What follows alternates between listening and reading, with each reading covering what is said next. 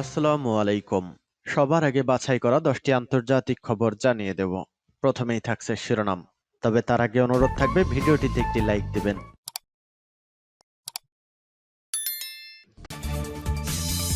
জানিয়ে দিব হাতে থাকা সর্বশেষ আপডেট আন্তর্জাতিক সংবাদ। প্রথমেই সংবাদ শিরোনাম, শেখ মুজিবের মূর্তির মতো অবস্থা হলো সিরিয়াতেও। এরপর জানিয়ে দিব সিরিয়ায় আসাদ সরকারের পতন নিয়ে কি বললেন ট্রাম্প। এদিকে সিরিয়ার উদ্দেশ্যে রুশ যুদ্ধজাহাজ নিয়ে মুখ খুলল রাশিয়া। এরপর জানিয়ে দিব আরও কাছাকাছি বাংলাদেশ ও পাকিস্তান, নিরাপত্তা উদ্বেগে ভারত। আরও জানিয়ে দিব বাশার আল আসাদের পরিবার এখন কোথায়। সর্বশেষ জানিয়ে দিব অভিবাসন নিয়ে ট্রাম্পের প্রস্তাব প্রত্যাখ্যান ক্যারিবিয়ান দেশের। এতক্ষণ শুনছিলেন সংবাদ শিরোনাম, এবারে বিস্তারিত। তবে অনুরোধ থাকবে ভিডিওটিতে একটি লাইক করবেন এবং কমেন্ট করে জানিয়ে দিবেন কোন জেলা থেকে আপনি আমাদের এই ভিডিওটি দেখছেন। শেখ মুজিবের মূর্তির মতো অবস্থা হলো সিরিয়াতেও। সিরিয়ার বর্তমান পরিস্থিতি যেন বাংলাদেশের ২০২৪ সালের ছাত্র জনতার অভ্যুত্থানের প্রতিচ্ছবি। সিরিয়ার রাজধানী দামেস্কের শহরতলিতে বাশার আল আসাদের বাবার হাফিজ আল আসাদের ভাস্কর্য ভেঙে ফেলা হয়েছে। বিক্ষোভকারীরা আল্লাহ আকবার ধ্বনিতে এই ভাস্কর্যটির মাথা খুলে ফেলে, যা এক ধরনের প্রতিবাদ হিসেবে গণ্য হচ্ছে। ঘটনাটি সোশ্যাল মিডিয়াতে ভাইরাল হয়ে গেছে, যেখানে দেখা যাচ্ছে বিক্ষুব্ধ জনতা ট্রাকে করে ভাস্কর্যটি নিয়ে যায়। এ ঘটনার মাধ্যমে সিরিয়ায় একটি নতুন রাজনৈতিক অধ্যায়ের সূচনা হয়েছে। সিরিয়া ইতিমধ্যে বিপর্যয়ের মুখে রয়েছে। প্রেসিডেন্ট বাশার আল আসাদ বিরোধী গোষ্ঠীগুলো দামেস্কে প্রবেশ করেছে এবং প্রেসিডেন্ট আসাদ নিজেও দেশ ছাড়তে বাধ্য হয়েছেন। বিদ্রোহী গোষ্ঠী, বিশেষত হায়াত তাহরির আল শামের নেতৃত্বে এই গোষ্ঠীগুলো একের পর এক শহর দখল করে ফেলেছে। এদিকে সিরিয়ার দক্ষিণাঞ্চলীয় দারা এবং সোয়েদা শহরগুলো বিদ্রোহীদের দখলে চলে গেছে এবং সেখানে সরকারি বাহিনী পিছু হটেছে। সিরিয়ার এ অবস্থা আন্তর্জাতিক মহলে গভীর উদ্বেগ সৃষ্টি করেছে। এমন পরিস্থিতিতে সিরিয়ার ইতিহাসের সাথে বাংলাদেশের ইতিহাসের একটি মজবুত তুলনা দেখা যাচ্ছে, যেখানে বাংলাদেশের জুলাই আগস্ট অভ্যুত্থানের সময় শেখ মুজিবুর রহমানের ভাস্কর্য তীব্র প্রতিক্রিয়ার মুখে পড়েছিল।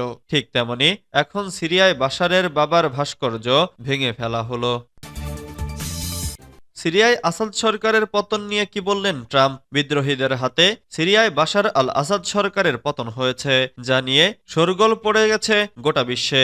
এবার বিষয়টি নিয়ে মুখ খুলেছেন নবনির্বাচিত মার্কিন প্রেসিডেন্ট ডোনাল্ড ট্রাম্প। ট্রাম্প বলেছেন বাশার আল আসাদ রাশিয়ার সমর্থন হারিয়ে তার দেশ থেকে পালিয়ে গেছেন। খবর আল জাজিরার। নিজের সামাজিক যোগাযোগ মাধ্যম প্ল্যাটফর্ম ট্রুথ সোশ্যালে ট্রাম্প বলেছেন আসাদ চলে গেছেন, তার রক্ষক রাশিয়া ভ্লাদিমির পুতিনের নেতৃত্বে তাকে আর রক্ষা করতে আগ্রহী ছিল না।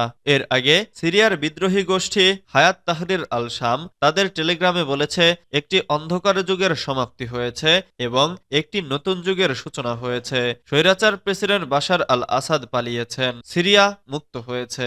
এইচটিএস আরো বলেছে এখন একটি নতুন সিরিয়া গড়ে তোলা হবে, যেখানে সবাই শান্তিতে বসবাস করবে এবং ন্যায় বিচারের জয় হবে। রয়টার্সের প্রতিবেদন মতে রোববার ৮ ডিসেম্বর সকালে রাজধানীর দামেস্কে প্রবেশ করতে শুরু করেন বিদ্রোহীরা। এর মধ্যে দেশটির প্রেসিডেন্ট বাশার আল আসাদ রাজধানী দামেস্ক ছেড়ে পালান। রোববার ৮ ডিসেম্বর সকালে সিনিয়র দুই সেনা কর্মকর্তার বরাতে বার্তা সংস্থা রয়টার্স জানিয়েছে বাশার আল আসাদ দামেস্ক ছাড়লেও কোথায় গেছেন সেটা তাৎক্ষণিকভাবে জানা যায়নি। সিরিয়ার উদ্দেশ্যে রুশ যুদ্ধজাহাজ নিয়ে মুখ খুলল রাশিয়া। সিরিয়ায় বাশার আল আসাদের প্রায় ২ যুগের শাসনের অবসান ঘটেছে। মাত্র ২ সপ্তাহেরও কম সময়ের মধ্যে সিরিয়ার শাসন ক্ষমতা নিজের দখলে নিয়েছে বিদ্রোহীরা। মধ্যপ্রাচ্যের এ দেশটিতে রুশ বাহিনীর উপস্থিতি রয়েছে, এমনকি রুশ বাহিনীর প্রত্যক্ষ মদদে ক্ষমতার শেষ এক দশক মসনদ আঁকড়েছিলেন বাশার আল আসাদ। কিন্তু এবার আর শেষ রক্ষা হয়নি।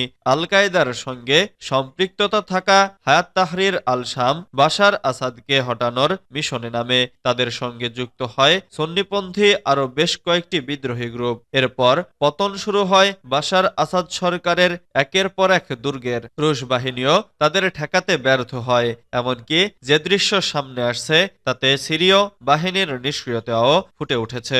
মধ্যপ্রাচ্যে নিজেদের পরম মিত্রের এমন পরিণতি হবে তা হয়তো একটুও আঁচ করতে পারেনি রুশ প্রেসিডেন্ট ভ্লাদিমির পুতিন। তাই অনেকটাই চোখের পলকে পতন ঘটে সিরিয়া সরকারের। আরও কাছাকাছি বাংলাদেশ ও পাকিস্তান নিরাপত্তা উদ্বেগে ভারত। পাকিস্তানের জন্য ভিসার প্রক্রিয়া সম্প্রতি আরও সহজ করেছে বাংলাদেশ। মূলত পাকিস্তানি নাগরিক বা পাকিস্তানি বংশোদ্ভূত যে কোনো দেশের নাগরিকদের জন্য ভিসা পাওয়ার ক্ষেত্রে নিরাপত্তা ছাড়পত্রের বাধ্যবাধকতা তুলে নিয়েছে ঢাকা।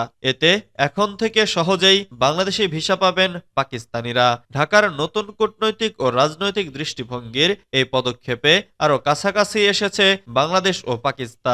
আর এতে করে নিরাপত্তা উদ্বেগে পড়েছে ভারত। শনিবার ৭ ডিসেম্বর ভারতীয় সংবাদ মাধ্যম এনডিটিভিতে প্রকাশিত এক প্রতিবেদনে এমনই দাবি করা হয়েছে। প্রতিবেদনে বলা হয়েছে, বাংলাদেশ ও পাকিস্তানের মধ্যে ক্রমেই আরও দৃঢ় হতে যাওয়া সম্পর্ক এবং উভয় দেশের মধ্যে ক্রমবর্ধমান নৈকট্যের মধ্যে বাংলাদেশের অন্তর্বর্তী সরকার পাকিস্তানি নাগরিকদের ভিসার জন্য আবেদন করার আগে নিরাপত্তা ছাড়পত্র পাওয়ার প্রয়োজনীয়তা তুলে নিয়েছে। ২০১৯ সালে এই ছাড়পত্র নেওয়ার প্রয়োজনীয়তার বিষয়টি চালু করা হয়েছিল। এনডিটিভি বলছে, ২০১৯ সালে পাকিস্তান ও বাংলাদেশ সম্পর্কের টানাপোড়েন এবং নিরাপত্তা উদ্বেগের প্রেক্ষিতে এই সিকিউরিটি ক্লিয়ারেন্স নেওয়ার বিষয়টি বাধ্যতামূলক করা হয়েছিল। তবে গত ২ ডিসেম্বর বাংলাদেশ এই শর্ত তুলে নেওয়ার ঘোষণা দেয়। বাশার আল আসাদের পরিবার এখন কোথায়? সিরিয়ার প্রেসিডেন্ট বাশার আল আসাদ বিদ্রোহী যোদ্ধাদের রাজধানী দামেস্কে প্রবেশের একেবারে কাছাকাছি সময়েই দেশ ছেড়ে পালিয়েছেন। এর মাধ্যমে সিরিয়ায় আসাদ পরিবারের ৫৩ বছরের শাসনের অবসান ঘটে। তবে সংকটময় পরিস্থিতিতে বাশারের ক্যান্সারে আক্রান্ত স্ত্রী আসমা আসাদ এবং তাদের ৩ সন্তান বর্তমানে কোথায় রয়েছেন তা নিয়ে প্রশ্ন উঠেছে। রোববার ৮ ডিসেম্বর সকালে বিদ্রোহীরা সিরিয়ার রাজধানী দামেস্কে প্রবেশ করেন। এর আগে বাশার আল আসাদ দামেস্ক আন্তর্জাতিক বিমানবন্দর থেকে একটি ব্যক্তিগত উড়োজাহাজে দেশ ছেড়ে যান। খবর রয়টার্স। তবে কোথায় গেছেন বাশার সে সম্পর্কে বিস্তারিত কোনো তথ্য পাওয়া যায়নি। তবে বার্তা সংস্থা রয়টার্সের বরাতে বিবিসি জানায়, বাশার আল আসাদ কোথায় গেছেন তা নিশ্চিত হওয়া যায়নি। ওয়াল স্ট্রিট জার্নাল জানিয়েছে, বাশারের স্ত্রী আসমা আসাদ এবং তাদের ৩ সন্তান গত নভেম্বরের শেষের দিকে সিরিয়া ছেড়ে রাশিয়ায় চলে গেছেন। আসমা আসাদ, যিনি যুক্তরাজ্যের লন্ডনে জন্মগ্রহণ করেন, ২০১১ সালে সিরিয়ায় গৃহযুদ্ধের শুরু থেকে বেশ সক্রিয় ছিলেন। আবাসন নিয়ে ট্রাম্পের প্রস্তাব প্রত্যাখ্যান। ক্যারিবিয়ান দেশের আবাসন নীতি নিয়ে কঠোর অবস্থানে নবনির্বাচিত মার্কিন প্রেসিডেন্ট ডোনাল্ড ট্রাম্প ক্ষমতা গ্রহণের আগেই জন্মগত নাগরিকত্ব নিয়ে নতুন ঘোষণা দিয়েছেন তিনি। তবে অবৈধ অভিবাসন নিয়ে তার প্রস্তাবকে প্রত্যাখ্যান করেছে ক্যারিবিয়ান অঞ্চলের দেশ বাহামা দ্বীপপুঞ্জ। বৃহস্পতিবার ৫ ডিসেম্বর আল জাজিরার এক প্রতিবেদনে এ তথ্য জানানো হয়েছে। প্রতিবেদনে বলা হয়েছে, বাহামাস জানিয়েছে যে তারা মার্কিন প্রেসিডেন্ট ডোনাল্ড ট্রাম্পের অবৈধ অভিবাসীদের হস্তান্তরের প্রস্তাব প্রত্যাখ্যান করেছে। বৃহস্পতিবার বাহামিয়ান প্রধানমন্ত্রী ফিলিপ ডেভিসের কার্যালয় জানিয়েছে, ট্রাম্পের ট্রানজিট দলের অভিবাসী প্রত্যর্পণ প্রস্তাব প্রত্যাখ্যান করা হয়েছে। এতে বলা হয়েছে, ট্রাম্পের এ অনুরোধ বিবেচনার মতো পর্যাপ্ত সম্পদ বাহামার নেই। প্রধানমন্ত্রীর প্রস্তাব প্রত্যাখ্যান করার পর থেকে এ বিষয়ে কোনো ধরনের আলোচনা হয়নি। বাহামাস সরকার তার অবস্থানের বিষয়ে প্রতিশ্রুতিবদ্ধ। আগামী ২০ জানুয়ারি মার্কিন মসনদে বসবেন ডোনাল্ড ট্রাম্প। গত ৫ নভেম্বরের নির্বাচনে জয় পাওয়া এ প্রার্থী ক্ষমতায় গিয়ে দেশটির ইতিহাসে সবচেয়ে অভিবাসীদের বিরুদ্ধে সবচেয়ে বড় অভিযান চালানোর ঘোষণা দিয়েছেন।